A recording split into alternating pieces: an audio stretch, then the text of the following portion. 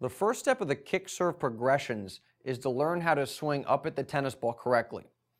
Now, in the kick serve fundamentals section of the website, we said that you needed to swing up and across the tennis ball, generate both topspin and side spin, but we didn't go into much detail about exactly what direction you were swinging. Well, behind me here, we've got a tennis ball, and we're going to pretend that this ball is a clock. And assuming that you're right-handed, when you hit a kick serve, what you want to do is swing from approximately 7 o'clock to 1 o'clock across the tennis ball, maybe 8 o'clock to 2 o'clock. What you're trying to do is swing on a diagonal across the ball. Again, that generates the side spin and the top spin.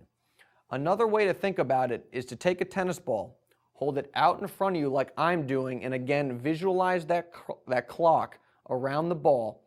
And you want to go from 7 o'clock to 1 o'clock, brush up across the back of the ball when you're hitting a kick serve. Now, if you're left-handed like I am, it's a little bit different. You're going to be swinging instead from 5 o'clock to 11 o'clock, maybe 4 o'clock to 10 o'clock. But again, the same concept applies. What you're trying to do is swing on a diagonal, generate side spin and top spin. Now that we've got a firm understanding of exactly what direction you want to swing up and across the tennis ball, we can start shadowing the motion. Now, when you start shadowing, one of the keys is to hold the tennis racket with an acceptable serving grip, continental, maybe Eastern backhand, somewhere in that range. But you want to choke up on the racket handle. I'm holding it at the top, and that's what you want to do because that lets you really control the tennis racket and figure out how to pronate properly when you're first learning how to hit a kick serve. So what you're going to do, like I've done here behind me, is I'm standing up at the service line, and I've got my racket and my hitting arm in the L position, and I'm just going to shadow the swing. Again, since I'm a lefty, I'm going to try and swing from approximately 5 to 11. I'm going to swing up, I'm going to pronate, and then I'm going to freeze like I've done here because I need to make sure that I'm pronating correctly.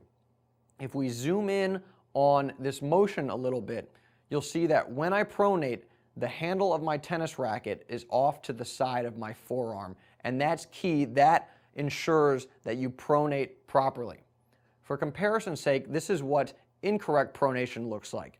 I pronate, and now the handle runs straight into my forearm. That's not what you want. Again, you need to pronate so that the handle goes off to the side of your forearm.